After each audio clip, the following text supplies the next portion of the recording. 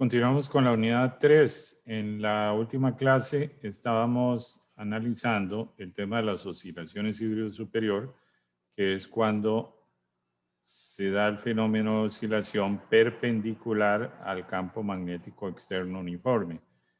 La situación que analizábamos al terminar la clase es qué pasa si la onda se está propagando no en un ángulo recto de 90 grados, sino formando un ángulo cualquiera, θ. Lo que les mencionaba es que eso da origen a ondas con al menos dos posibles frecuencias, y eso es lo que llamamos raíces. Voy a insistir en lo que mencionaba y explicaba en la última clase para reforzar esta parte. Les decía que el número de onda puede formar un ángulo θ con el campo magnético uniforme y externo. Entonces, ese vector número de onda tendría dos componentes. Tendría una componente K en la dirección X y tendría otra componente en la dirección del eje Z, que llamaríamos KZ. El campo eléctrico, desde luego, apunta en la dirección del número de onda. Entonces tenemos ahí una onda longitudinal, que es cuando K y E apuntan en la misma dirección. Entonces, lo que les mencionaba en la última clase es que ese vector K puede partir aquí en un ángulo θ. El ángulo θ podría crecer hasta hacerse 90. Y claro, cuando se hace 90, la componente KZ se hace 0. Cuando el ángulo θ se hace 90, con lo cual la componente KZ se hace 0. O este vector número de onda, el ángulo podría hacerse 0, con lo cual KZ, la componente del vector número de onda, KZ, se hace máximo, ¿no? Entonces ahí tenemos una variación. El KZ, por ejemplo, aquí puede ser máximo y aquí el KZ va a ir decreciendo hasta hacerse 0. Entonces, en esta gráfica que ustedes tienen aquí, podemos ver que tenemos graficado KZ en función de omega. Y lo que vemos es que aparecen, decimos, dos raíces, es decir, ondas con dos frecuencias posibles. Pero aquí lo importante es tener presente que hay dos escenarios. Un escenario donde la frecuencia ciclotrónica sea mayor a la frecuencia del plasma, que tengamos un plasma con esa característica de que la frecuencia ciclotrónica electrónica sea mayor a la frecuencia del plasma. Entonces definimos aquí esta línea puntiaguda, como esta gráfica, el eje Y es omega. Tenemos aquí la frecuencia del plasma como tal, el valor de la frecuencia del plasma, y aquí delimitamos la frecuencia ciclotrónica, que estamos diciendo que es mayor a la frecuencia del plasma. Por eso es que esta línea recta queda por encima. Lo que vamos a tener entonces es dos raíces, dos frecuencias posibles en las ondas, cuando el ángulo no es 90. Cuando el ángulo no es 90, tenemos dos raíces, dos posibles frecuencias de onda. Esta que ven en línea continua negra y esta otra que ven arriba. La que tenemos arriba es tal cual la frecuencia híbrido superior. Entonces tiene este comportamiento que se hace un máximo cuando KZ se hace 0. Observen que aquí, justo aquí, en esta línea, KZ es igual a 0. Es aquí. Entonces, ¿qué significa KZ igual a 0, significa que el ángulo entre B sub 0 y K es rigurosamente 90.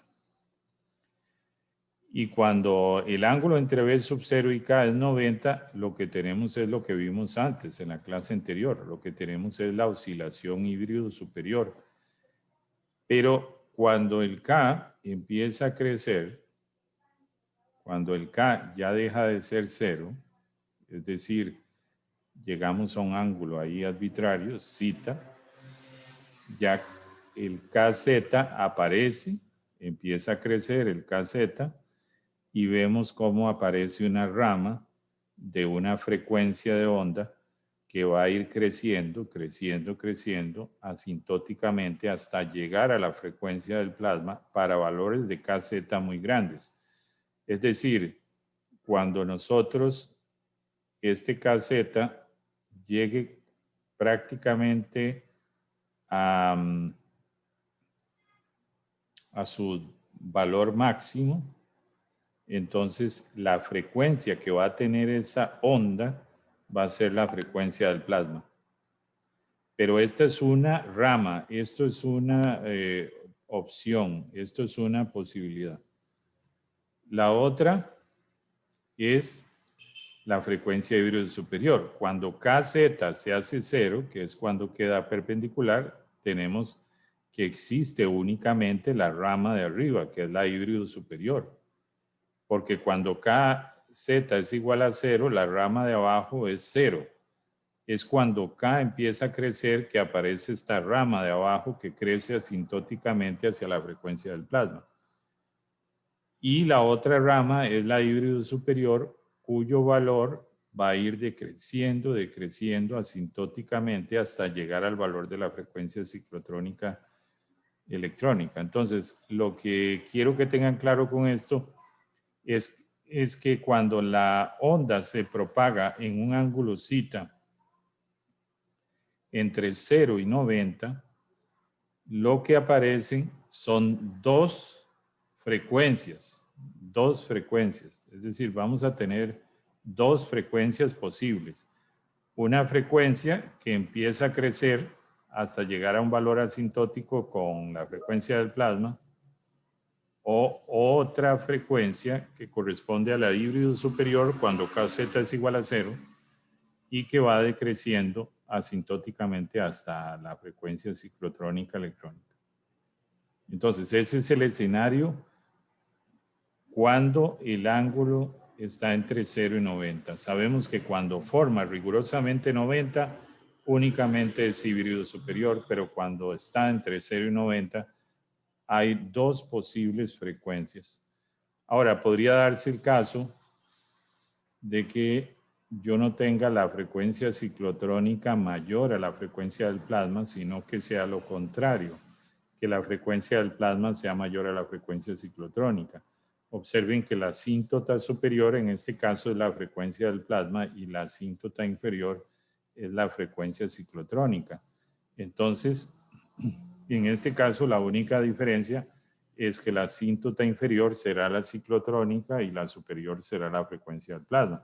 Pero de igual manera van a seguir existiendo dos ramas cuando el ángulo esté entre 0 y 90. Habrá una frecuencia que crece asintóticamente hacia la frecuencia ciclotrónica o otra que decrece hacia la frecuencia del plasma. Entonces, dependiendo de lo que yo tenga aquí, voy a tener este escenario o este. Insisto, esto se va a dar en los electrones, cuando la onda se está propagando en los electrones en un ángulo zeta entre 0 y 90. Ese sería el escenario que tendríamos ahí. ¿Se ha demostrado experimentalmente esto? Sí. Aquí podemos ver los resultados representados por puntos experimentales. Observen, esto que vemos aquí sería la mitad. Voy a marcarlo aquí para que se distinga. Sería como tomar este pedazo nada más. Entonces observen cómo aquí va cayendo el valor de la híbrido superior. Esto es la teoría y esto es el experimento. Y abajo la rama inferior que empieza a crecer asintóticamente a un valor. Entonces, esto se ha demostrado experimentalmente que existe y esto es lo que se conoce como las curvas Trivial-Peace-Gold. Estas curvas que vemos aquí y estas que teóricamente se representan de esta manera. Insisto, esto es en electrones, Esto se da en electrones. Ahora nos vamos a concentrar en qué pasa en los iones. Y observen que dice electrostático, ondas en iones electrostáticos. Recordemos que electrostático es cuando el campo magnético perturbado se hace cero. Y aquí me voy a devolver para insistir y para que queden claras las ideas. Lo que vimos anteriormente era ondas en electrones electrostáticas, es decir, con campo magnético perturbado igual a cero. Ondas electrónicas electrostáticas son, como vimos, las ondas electrónicas en plasmas que siguen esta relación de dispersión y también, como vimos, las oscilaciones híbrido superior. Son ondas en electrones electrostáticas. Las ondas electrónicas electrónicas en plasma y las oscilaciones híbrido superior son oscilaciones o ondas en electrones, pero con carácter electrostático. Ahora lo que vamos a hacer es algo similar, pero en los iones y con carácter electrostático. Primero que todo, recordemos que una onda de sonido tiene zonas de compresión y zonas de rarefacción. Compresión representado por gris, rarefacción representado por blanco. Y la onda se propaga en esta dirección. Este es el vector número de onda. Esto es una onda de sonido. Bueno, en entornos como el plasma, también tenemos ondas de sonido longitudinales. Las líneas de campo magnético apuntan en esta dirección y la onda se propaga en esta dirección. Observen cómo el vector K apunta en esta dirección. Entonces se pueden generar en el plasma zonas de compresión y zonas de rarefacción. Compresión y rarefacción. Y la onda se propaga en esta dirección. ¿Qué tipo de otras ondas se pueden generar? Y las vamos a ir viendo. Cuando la línea de campo, que es esta, que se representa por recto, se perturba, se tuerce, hay una propagación de onda en esta dirección, por eso el K. A esto se le conoce como ondas de Advent. Observen que la línea de campo es la que se perturba, como una cuerda de guitarra. Ahora es la línea de campo y la perturbación se propaga en esta dirección. Existen otras donde la perturbación, siendo estas las líneas de campo, se propaga perpendicular a la línea de campo. Y ahora no es paralela a la línea de campo, como es este caso, sino es perpendicular. Entonces aquí se generan zonas de compresión de líneas de campo y zonas de rarefacción de líneas de campo. Y la onda se propaga en esta dirección. Por eso es que decimos que existe una cierta analogía de las ondas de sonido con ciertas ondas en el plasma, y lo vamos a ver ahora un poquito más cualitativamente. Si tomamos la ecuación de movimiento para describir el aire como un fluido, consideramos aquí la derivada convectiva de más y el gradiente de presión, porque en el aire lo que tenemos es movimiento térmico. Y como bien lo pueden ver en el libro de texto base, se demuestra que a partir de la ecuación de fluido aplicada en el aire, se puede encontrar la relación de dispersión para la onda de sonido, que es esta. Observen, omega K va a ser igual a este término que depende de la presión del aire y la densidad de masa del aire. y un gamma que depende del proceso que se dé, si es isobárico, isotérmico, adiabático, etcétera, así gamma toma un valor u otro. Pero esto como un todo, que aquí como la presión depende de kT y la densidad de masa depende de la masa, podemos expresarlo así, y a este cociente como un todo lo llamamos velocidad del sonido. Claro, vean ustedes, voy a ponerlo aquí en rojo para que se vea mejor. Lo que yo tengo aquí es omega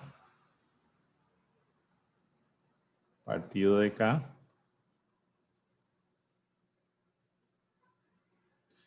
Y esto sería igual a que yo ponga omega C SK. Por tanto, si yo quisiera calcular la velocidad de grupo, yo sé que la velocidad de grupo es la derivada de omega respecto de K, que para este caso, la velocidad de grupo, sabiendo que la relación de dispersión es esta, yo derivo respecto a K y lo que me daría es C sub S. Es decir, en el aire la velocidad de grupo es la velocidad del sonido. Y vean que aquí lo que tengo es omega entre K y por definición definimos omega entre K como la velocidad de fase. Entonces la velocidad de fase es la velocidad del sonido y la velocidad de grupo es la velocidad del sonido. Entonces la onda de sonido es una onda donde la velocidad de fase y la velocidad de grupo son las mismas. Tienen la misma magnitud. Muy bien, aquí lo importante es ver lo siguiente, ver que la velocidad de la onda de sonido depende de la constante de Boltzmann, de la temperatura y de la masa de las partículas. En este caso, del nitrógeno, del oxígeno presente en el aire, ¿verdad? Entonces, vamos a hacer una cierta analogía, principalmente porque va a salir, en el caso de ondas iónicas, va a salir un término también dependiente de K, de T y de la masa. La onda que vamos a ver ahora se llama onda acústica iónica. Es una onda que se puede dar origen en un plasma confinado, por ejemplo, con un campo magnético axial como este. Y la onda se va a estar propagando paralela al campo magnético externo. Entonces yo tengo K en esta dirección propagándose en la dirección de B sub 0. Esa onda se puede dar en ese ambiente. También existe esa misma onda en el escenario de que no hubiera campo magnético. O sea, tengo el plasma, pero no está inmerso en un campo magnético. Aún así, esta onda va a existir. ¿Cuál es la relación de dispersión de esta onda? Que la llamamos onda acústica iónica. Es esta que está aquí. Aparece un V sub S que corresponde a esto que ven aquí. Y logramos ver que ese término, al igual que la onda de sonido, depende de kT partido de la masa, donde en este caso la masa, como estamos hablando de ondas en iones, esta masa es la masa de los iones. Vean qué interesante que esta onda, a pesar de que es una onda en iones, no solo depende de la temperatura de los iones, también depende de la temperatura de los electrones. Muy bien, siendo así, claramente aquí de forma muy simple, si usted saca raíz a ambos lados, lo que a usted le queda es omega V sub S K. Y de nuevo, si usted calcula la derivada de omega respecto de K, lo que vamos a tener es V sub S. Por tanto, la velocidad de grupo de esta onda es V sub S. V sub S. ¿Qué es V sub S? Esto que tengo aquí. Este término que tengo aquí. ¿Por qué a esta onda la vamos a llamar acústica? Por un tema de analogía. No es que se esté propagando una onda de sonido en el plasma. No confundan eso y no lo interpreten así. Es un tema de similitud. Si recordamos la onda de sonido, y aquí voy a irme a la anterior, observen, depende de KT partido de M, la velocidad de la onda de sonido, KT partido de M. Bueno, esta onda también depende de KT partido de M.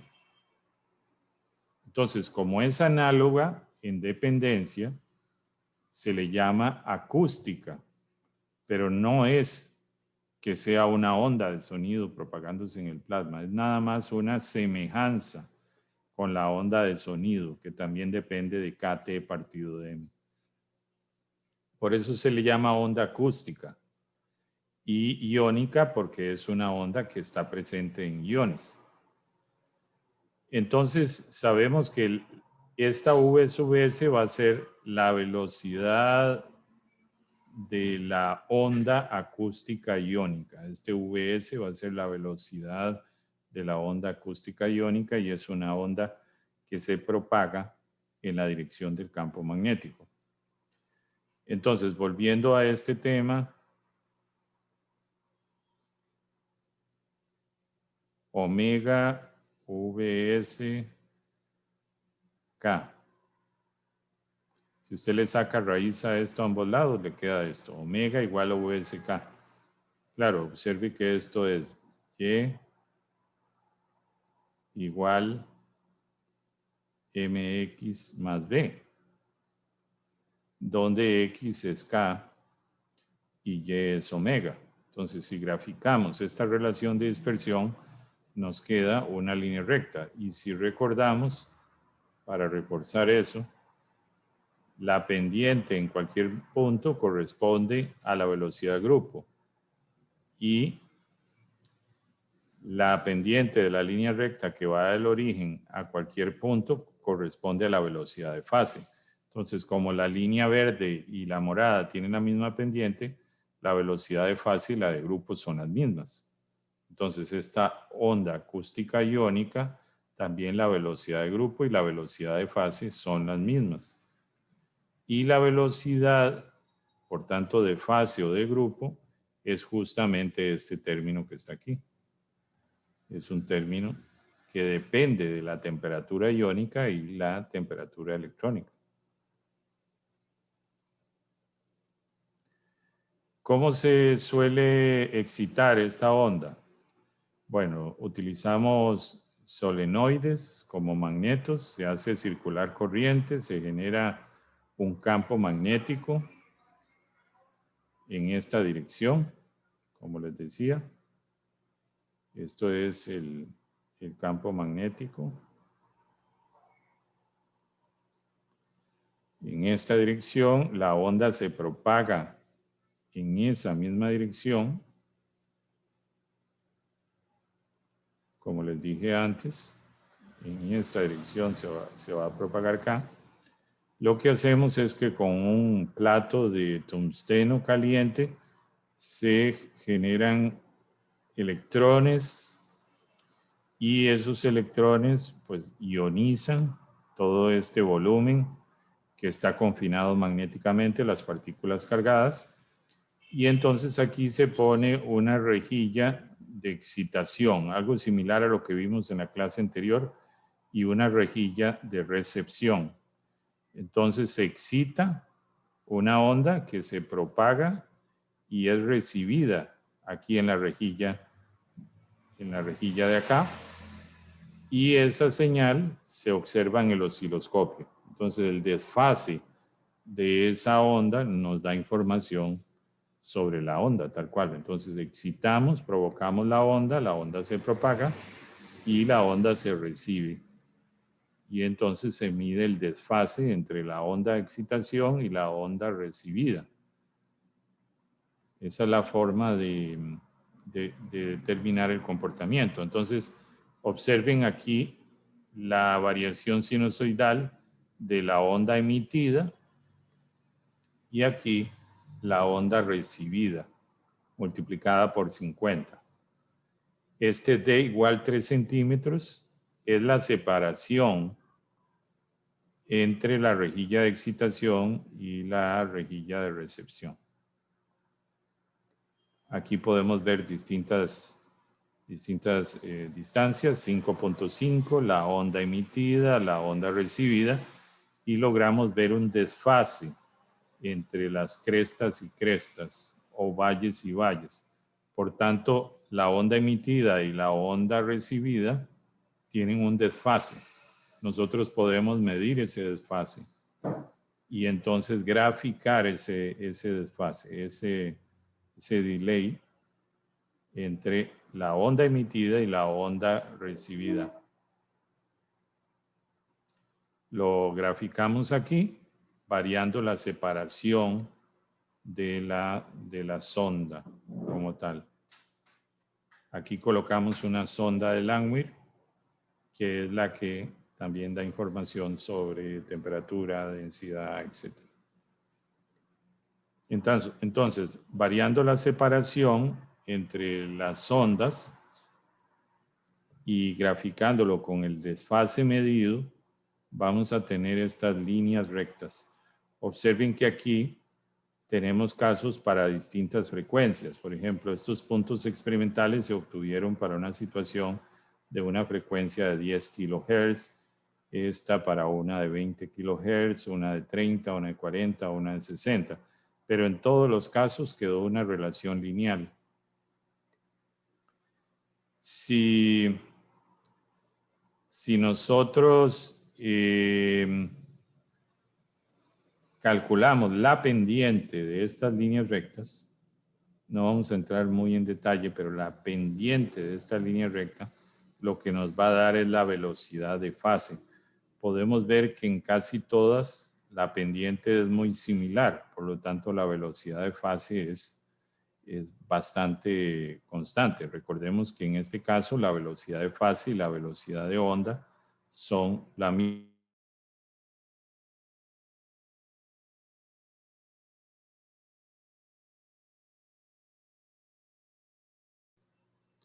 Entonces, si nosotros calculamos la pendiente que corresponde a la velocidad de fase, podríamos pintar las velocidades de fase para cada uno de estos casos y tendríamos velocidad de fase, que lo representamos como v-phi, en función de la frecuencia. Recuerden ustedes, 10 kHz, 20 kHz, 30, 40, 60, y la pendiente representa la velocidad de fase. Entonces podemos graficar velocidad de fase en función de la frecuencia. Y vamos a ver que la velocidad de fase no depende de la frecuencia. En esta onda acústica iónica, la velocidad de fase no depende de la frecuencia. ¿Y es eso correcto desde el punto de vista del modelo que estamos planteando? Sí, porque la velocidad de fase es esto que estoy encerrando en rojo. Esta velocidad de onda acústica iónica, este término encerrado en rojo corresponde a la velocidad de fase y corresponde también a la velocidad de grupo. Vean que en ninguna parte en este término está la frecuencia como algo dependiente ahí. Por tanto, la velocidad de fase o velocidad de grupo para esta onda no depende de la frecuencia. Y aquí lo podemos ver. Es una relación lineal. La velocidad de fase no cambia con la frecuencia. Queda clarísimamente confirmado de acuerdo al modelo teórico y los resultados experimentales que la velocidad de fase o velocidad de grupo, que en este caso es lo mismo, no depende de la frecuencia. ¿Por qué aquí tenemos una línea recta arriba y una línea recta abajo? Bueno, porque aquí lo que tenemos son iones de potasio y iones de cesio. Se hizo el experimento considerando iones de potasio y iones de cesio. ¿Eso con qué objetivo? Bueno, con el objetivo de corroborar de que la velocidad de fase o velocidad de grupo va a cambiar con la masa del ion. En tanto esta masa sea mayor, la velocidad de fase va a ser menor. Entonces observen cómo el cesio, que es más másico, tiene una velocidad de fase más pequeña que la velocidad de fase del potasio. Eso es, y eso nos demuestra que la velocidad de fase o velocidad de grupo de esta onda acústica iónica depende de la masa del ion. Depende de la masa del ion, definitivamente. Pero no depende de la frecuencia.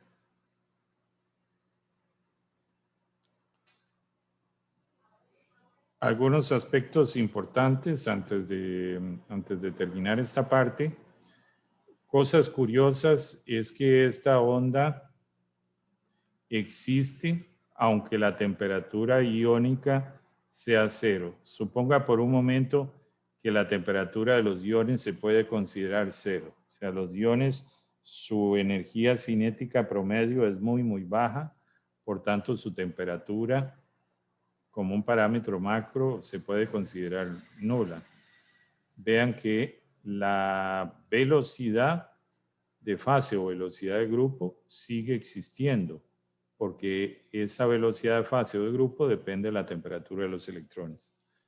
¿A qué se debe eso? Bueno, ustedes saben que los iones, muy bien, se pueden mover, un poco más lento, pero se pueden mover, y los electrones claramente son más ligeros.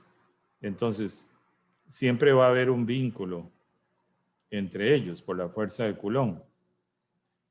Por tanto, aunque el ion esté prácticamente quieto, el electrón siempre va a mantener un vínculo con el ion y la perturbación en los iones va a guardar una relación con la energía cinética promedio de los electrones. Y la energía cinética promedio de los electrones está relacionada con la temperatura de los electrones. Por tanto, aunque la temperatura de los iones sea muy baja y ellos estén prácticamente quietos, el movimiento cinético de los electrones aún así va a perturbar los iones. Y es lo que estamos hablando, de una onda acústica en los iones. Ese vínculo coulombiano entre los dos, que se establece también a través del campo eléctrico, va a hacer que los electrones perturben los iones y la onda siga existiendo aunque la temperatura iónica sea prácticamente cero.